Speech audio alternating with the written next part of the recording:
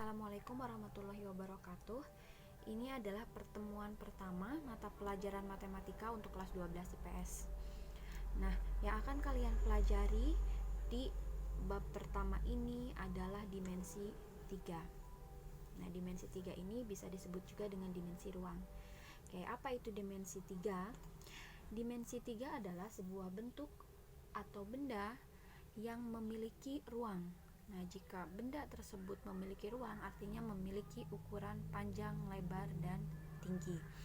Nah, contohnya itu seperti kubus, balok, tabung, bola, risma, limas, kemudian apalagi ya, udah ya, kerucut. Oke. Nah, kemudian yang akan kalian pelajari di bab pertama ini ada 2 subbab. Yang pertama, kedudukan titik, garis, dan bidang. Kemudian yang kedua, jarak titik, garis, dan bidang. Nah, di sesi yang pertama ini kalian akan belajar yang ini saja, kedudukan titik, garis, dan bidang. Nah, di sini kedudukan titik, garis, dan bidang ada 5 poin.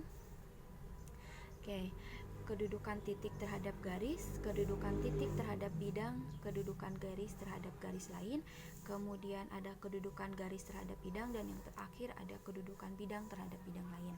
Cuman di sesi pertama ini akan kalian pelajari hanya 3 poin saja, nomor 1, 2, dan 3. Oke, sekarang kita ke yang nomor 1, kedudukan titik terhadap garis. Kedudukan titik terhadap garis di sini itu ada 2 macam. Yang pertama, titik terletak pada garis. Titik terletak pada garis. Kemudian yang kedua, itu titik terletak di luar garis. Oke, ilustrasinya misal ada sebuah garis G, kemudian ada 2 titik, misal ada titik A dan titik B, kemudian titik A-nya ibu letakkan di sini dan titik B ibu letakkan di atas. Oke. Nah, kemudian kalian akan menentukan kedudukan titik si A dan B ini terhadap garis G. Nah, kalian hanya tinggal melihat posisi titik tersebut. Misal sekarang yang titik A, karena titik A berhimpit dengan garis G, maka titik A ini terletak pada garis G. Kemudian titik B itu tidak berhimpit dengan garis G dan terlihat memang berada di luar garis, maka kedudukan titik B itu terletak di luar garis G. Ya. Nah, yang ini pada, kemudian yang ini di luar garis. Oke. Nah, sekarang kita coba contohnya. Ini sini ada aktivitas pertama ya, contoh pertama. Nah, ini contoh yang pertama. Di sini ada gambar kubus. Nah, pertanyaannya berdasarkan gambar kubus berikut tentukan kedudukan. Yang pertama, titik A terhadap garis BC. Nah, kalian lihat dulu titik A-nya di sebelah mana? Sini. Kemudian terhadap garis BC. Nah, garis BC yang ini. Nah, kedudukan titik A terhadap garis BC sudah terlihat ya, bahwa si titik A ini terletak di luar garis. Oke. Nah, kemudian yang B ini titik B terhadap garis BD. B-nya di sini. Kemudian garis BD, karena belum ada ruas garisnya, bisa kalian gambar saja, kalian buat ruas garis BD. Nah, titik B terhadap garis BD, artinya kedudukannya bagaimana? Terletak pada garis, ya, itu jelas-jelas berhimpit si titik B-nya di garis BD. Kemudian yang C, titik C terhadap garis BG. Titik C ini garis BG. Oke. Nah, lihat ya, C terletak di luar garis BG. Terletak di luar. Kemudian yang D, titik D terhadap AG. Titik D terhadap AG. Oke. Titik G, D ini di belakang, di sini ya, belakang kubus. Kemudian AG ini membentang di tengah-tengah kubus. Oke. Walaupun di gambar terlihat menempel, Tapi kalau misalnya kalian bayangkan si garis AG ini terletak di tengah-tengah kubus, kemudian titik D di belakangnya, maka kira-kira titik D itu terletak pada atau di luar? Titik D di belakang, AG di tengah-tengah kubus, itu sudah jelas ya bahwa titik D terletak di luar garis. Oke. Ini boleh yang atasnya pakai garis juga.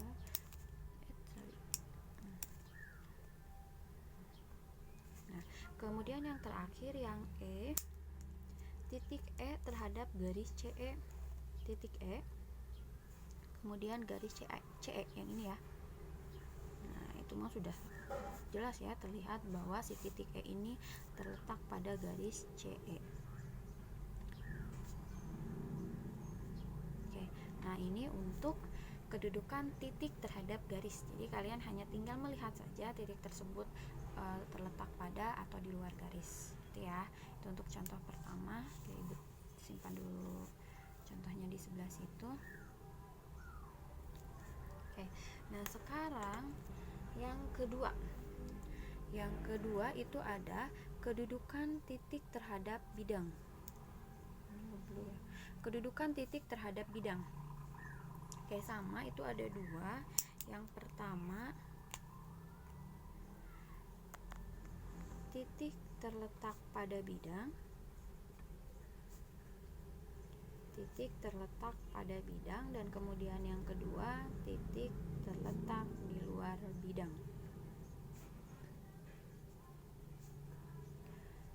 Oke, ilustrasinya misal ada sebuah bidang alfa.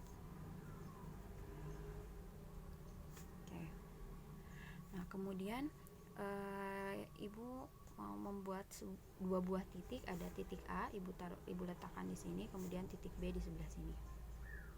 Nah, untuk menentukan kedudukan si titik A dan B terhadap bidang alfa ini, kalian tinggal lihat saja posisi mereka ada di mana. Untuk titik A, karena dia berhimpit dengan bidang alfa, maka titik A terletak pada bidang. Kemudian titik B itu karena tidak berhimpit dengan bidang, maka titik B terletak di luar bidang. Itu ya. Nah, sekarang contohnya yang kedua. Nih, situ ada gambar kubus lagi. Kemudian pertanyaannya adalah perhatikan gambar kubus berikut. Tentukan kedudukan. Yang pertama, titik A terhadap bidang ABCD. Titik A kalian tandai dulu titik A-nya. Kemudian bidang ABCD. Oke, titik A, kemudian bidang ABCD, kalian buat bidang ABCD-nya. Kalian sambungkan dari titik A ke titik B, kemudian ke titik C, ke titik D, dan sambungkan yang akhir dengan yang awal. Berarti bidang ABCD itu yang ini, bidang ABCD.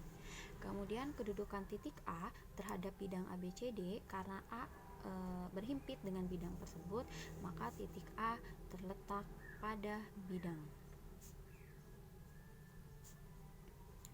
Oke, itu yang pertama. Kemudian contoh yang B-nya, titik B terhadap bidang DCGH. Kalian tandai dulu titik B-nya. B-nya di sini. Kemudian DCGH. DCGH. Itu yang bidang yang belakang kubus ya. Ini bidang DCGH-nya itu di belakang, titik B-nya di depan. Jadi titik B itu terletak di luar karena mereka tidak berhimpit posisinya. Terletak di luar bidang. Kemudian contoh yang C, titik P terhadap bidang BCGF. Titik P itu, nah di sini ada titik P, terlihat kan ya? Titik P itu, titik P adalah perpotongan garis BG dan garis FC.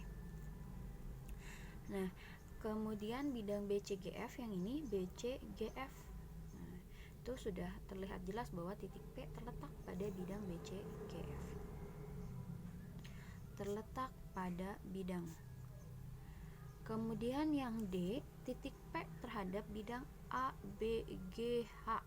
titik P-nya yang ini, kemudian bidang ABGH A, itu B,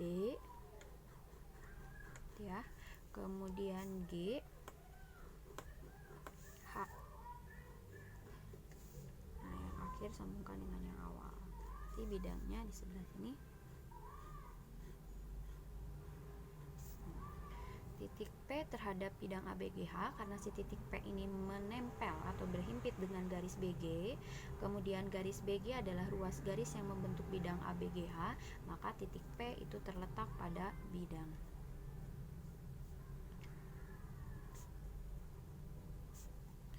Nah, kemudian yang terakhir, titik P terhadap bidang BCHE. Titik P, kemudian BCHE. Oke, kita coba bikin kubus satu lagi aja di sebelah kanannya ya. Kubus ABCDEFGH.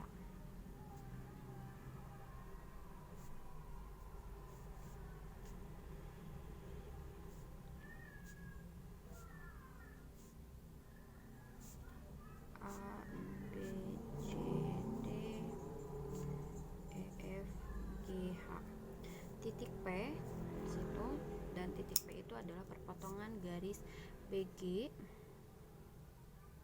dan FC. Nah, artinya titik P-nya di sini ya. Kemudian bidang BCHE, BCHE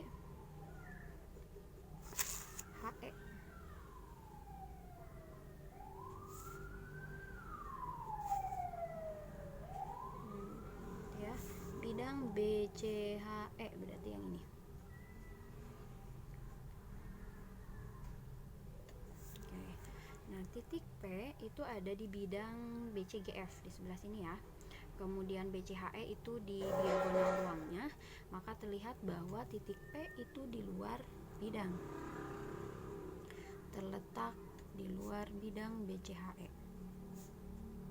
Nah, atau gini, di sini Ibu ada, ini sebetulnya sih bukan, nah ini nih ada bangun ini, sebetulnya ini bukan kubus ya, tapi ini bisa mengilustrasikan si titik P dengan bidang BCHE. Nah, yang biru ini bidang BCHE, yang biru ya, BCHE, kemudian titik P nya itu ada di bidang BCGF. Nah, oke. Nah, titik P-nya itu kan ada di bidang BCGF, kemudian titik P adalah perpotongannya. Misal di sini ada titik P-nya ada di situ. Nah, jadi terlihat kan bahwa ketika titik P di sini, kemudian BCHE bidangnya yang biru ini, maka titik P itu terletak di luar bidang BCHE. Nah, ilustrasinya kurang lebih seperti ini. Oke, gitu ya. Oke, nah itu untuk contoh yang kedua. Oke, nah sekarang yang ketiga itu kedudukan garis terhadap garis lain. Nah, di sini ada 3 macam. Yang pertama, kedudukan garis terhadap garis lain adalah 2 garis berpotongan. Nah, apa itu berpotongan? Kita coba ilustrasikan di sini. Ibu gambarkan dulu ya. Di sini ada sebuah bidang. Misal di sini ada bidang alfa. Kemudian ada 2 garis, yaitu garis A dan garis B. Nah, kalau kalian ingin menggambar sebuah garis berpotongan, maka si A sama B ini, nah bentuknya seperti ini. Jadi mereka bertemu di sebuah titik persekutuan. Itu titik yang ini, itu yang disebut dengan berpotongan. Nah, itu. Kemudian yang B itu ada sejajar.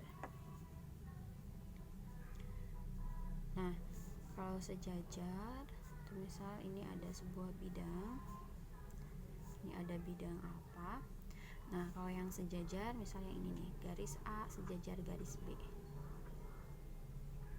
Jadi masih dalam sebuah bidang, kemudian letaknya dia sejajar, itu yang sejajar. Dan terakhir itu ada bersilangan.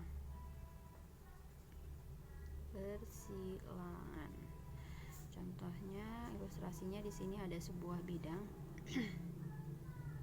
bidang alfa. Nah, kalau yang bersilangan itu misal ada garis A seperti ini, kemudian ada garis B. Garis B nya dari atas ya, menembus ke bawah, jadi dia ke bawah. Oke. Nah, kalau bersilangan itu ini garis B. Kalau bersilangan si kedua garis ini ketika diperpanjang mereka tidak akan pernah bertemu. Gitu kalau bersilangan. Ini coba aja kalau A diperpanjang dia akan terus ke sana. Yang B itu ada di belakang garis A, dan kalau diperpanjang dia akan terus ke bawah, dan mereka itu tidak akan pernah bertemu si kedua garisnya. Jadi dia berlawanan dengan berpotongan. Kalau berpotongan itu bertemu. Kalau bersilangan itu sebaliknya, mereka nggak bertemu. Contohnya misal, nah kita pakai kubus yang tadi pakai bangun yang tadi lagi. Misal di sini ada sebuah garis ya, garis A, misalnya ini garis A, kemudian garis B di sini. Nah kira-kira kalau ilustrasinya kayak gini, seperti ini, nah garis A yang di belakang ini akan bertemu dengan garis B nggak yang di depan posisinya? Oke, mereka nggak akan pernah bertemu ya. Itu. Nah ini yang disebut dengan bersilangan. Oke. Nah gitu. Kita ke contoh, ada di contoh yang ketiga. Contoh yang ketiga itu masih gambarnya tentang kubus.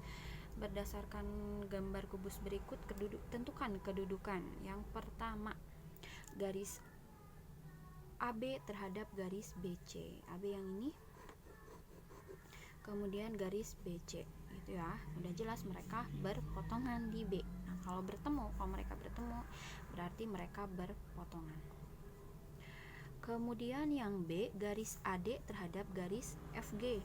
AD yang ini, kemudian FG yang ini. Oke, itu ya, berarti mereka sejajar. Kemudian yang C, garis EF. EF itu yang ini, kemudian terhadap garis DH. EF terhadap garis DH. Nah ini kasusnya kayak tadi, kasus yang terakhir. EF-nya di depan, dia DH-nya di belakang. EF-nya di depan atau gini nih, EF-nya di depan, kemudian gini, EF-nya di depan, kemudian si DH-nya ada di belakang di sini. Nah gini, mereka akan bertemu enggak? EF ini EF ya, EF yang depan ini EF, kemudian yang belakang ini DH. Nah, mereka kan nggak akan pernah bertemu. Itu EF di depan, DH di belakang. Jadi kalau mereka si kedua garis tersebut tidak bertemu, artinya mereka bersilangan. Kemudian garis BG terhadap AC. BG itu terhadap AC. Juga kalau AC diperpanjang terus ke sebelah sana gitu kan, BG terus aja ke atas. Artinya mereka tidak akan pernah bertemu, itu bersilangan. Kemudian garis EC terhadap garis DF. EC, DF, EC. EC itu diagonal ruang ya. EC terhadap garis DF. Nah, tengah-tengah mereka pasti bertemu di tengah-tengah gitu kan. Kalau diagonal ruang kubus ditarik, yang DF kemudian EC-nya ditarik, mereka akan ketemu di sebuah titik. Artinya berpotongan. Nah itu untuk yang berpotongan. Untuk yang nomor 3 yang berpotongan, sejajar, dan bersilangan itu. Oke, yang nomor 4 sama nomor 5 nya kita bahas di sesi berikutnya. Ada tugas untuk kalian. Di pertemuan pertama ini tugasnya yang mana ya? Nah, ini. Oke, ini uji kompetensinya. Ada 3 soal. Yang pertama itu di sini ada gambar 5 segi 4. Nanti kalian tinggal menentukan kedudukan titik A terhadap garis BC seperti tadi, kedudukan titik T terhadap garis TA, titik yang terletak pada garis TB. Jadi kalau garis ini misalnya garis TB itu yang ini ya, kalian tentukan di sini ada titik apa saja yang terletak pada garis TB. Kemudian sebutkan titik yang terletak di luar garis TC. TC berarti yang ini ya. Nah, kemudian kalian nanti sebutkan ada titik yang mana saja yang terletak di luar garis PC. Nah, kemudian yang kedua, pada gambar balok di samping, titik P dan titik Q merupakan titik tengah rusuk EF dan rusuk GH. Tentukan kedudukan. Kayak ini titik P dan titik Q merupakan titik tengah rusuk EF dan rusuk GH. Misal Ibu kasih contoh aja ya, yang P-nya nih. Titik P artinya berarti terletak di tengah-tengah rusuk EF. Kalian cari rusuk EF, berarti di tengah-tengahnya ada titik P gitu ya. Kemudian tentukan kedudukan titik P terhadap bidang ABFE. P-nya di sini, ABFE, tinggal kalian buat bidang ABFE-nya, nanti kalian tentukan kedudukan mereka seperti apa. Kemudian soal yang terakhir, yang nomor 3, di sini ada 5 segi 4. Nah, ini tentukan kedudukan garis. Kemudian yang B-nya sebutkan rusuk yang berpotongan dengan rusuk AB. B-nya yang ini kalian nanti tinggal tentukan yang berpotongan itu yang mana saja. Kemudian yang C sebutkan rusuk yang bersilangan dengan rusuk TB. TB yang ini nanti kalian tentukan yang bersilangan dengan rusuk TB itu yang mana saja. Gitu ya. Oke, ini sampai sini untuk pertemuan pertama kita di dimensi 3 sesi pertama. Tugasnya nanti yang ini dikumpulkan lewat Google Classroom ya. Oke, sampai bertemu di sesi berikutnya. Assalamualaikum warahmatullahi wabarakatuh.